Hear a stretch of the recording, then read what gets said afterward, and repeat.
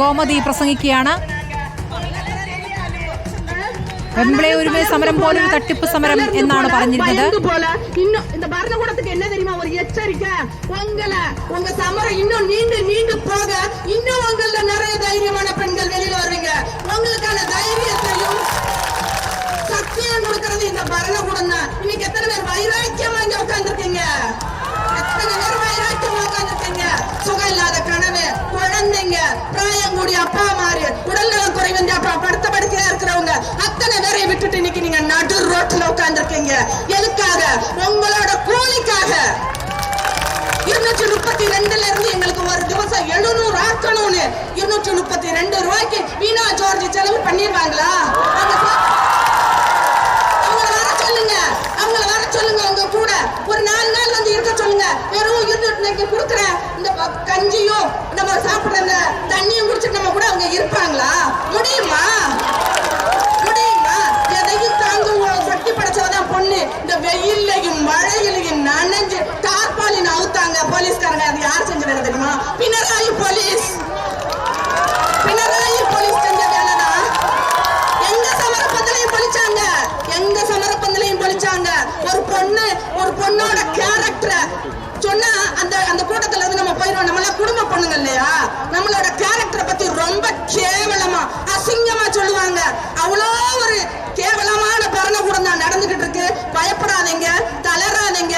மோடி போலீஸ்க்கே பயப்பட மாட்டோம். பினராயி போலீஸ்க்கா பயப்பட போறீங்க?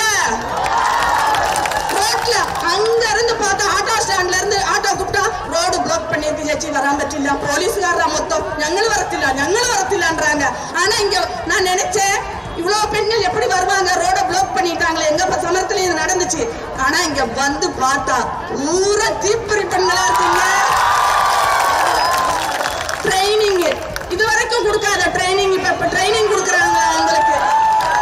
கோவிட் காலத்துல நிபா வைரஸ் வந்தப்ப உங்களுக்கு ட்ரைனிங் கொடுத்துட்டா வீடு வீடா ஏறி இறங்குங்க.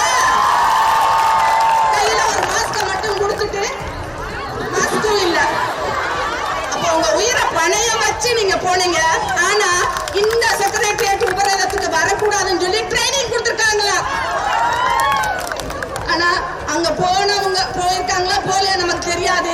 அந்த போயிருக்காங்களா இல்ல வீட்டுல இருந்துட்டு சேச்சி சொன்னாங்க வர முடியாம கொஞ்சம் பேரு அங்க சமரம் பண்றாங்க.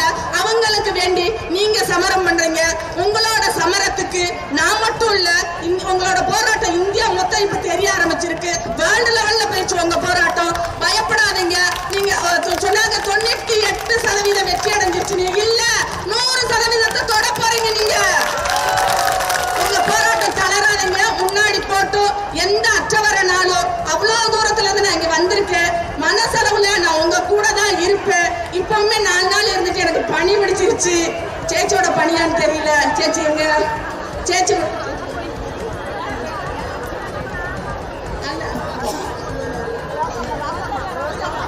ரோசம்மா சேச்சியோட 4 நாள் படுத்திருந்தேன் நானு.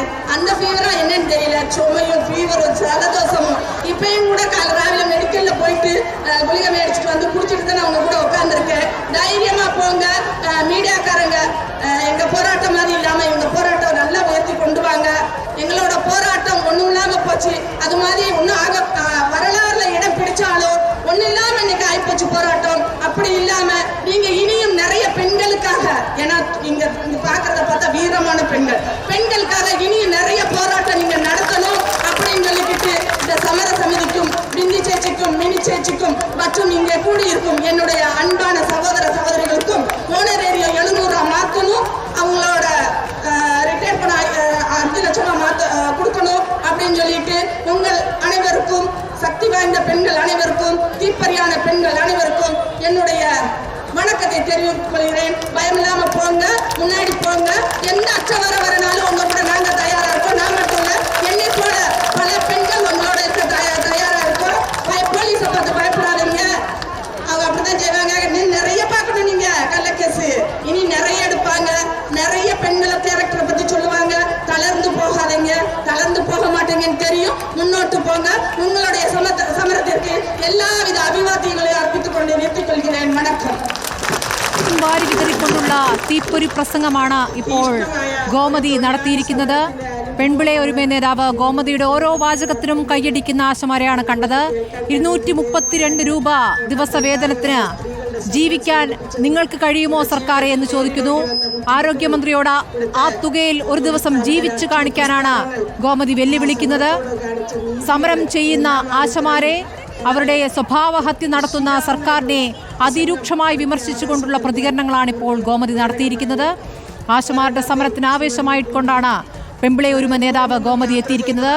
പെമ്പിളെ ഒരുമ സമരത്തെ അധിക്ഷേപിച്ചുകൊണ്ട് ആ സമരത്തിന്റെ മാതൃകയിലുള്ള തട്ടിപ്പ് സമരം എന്നാണ് ഈ ആശാവർക്കർമാരുടെ സമരത്തെ നേരത്തെ